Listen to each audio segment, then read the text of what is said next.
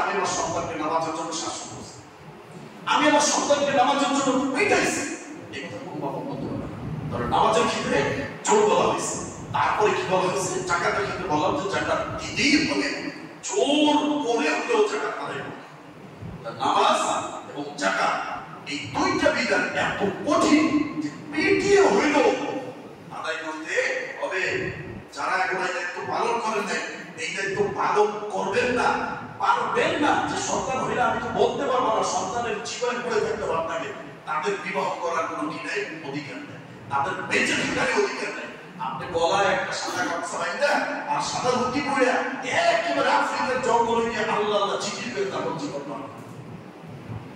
আর বাবা হইলে হইবে, পরিবার ইসলাম থাকবে, সন্তানের নামাজ পড়তে হবে।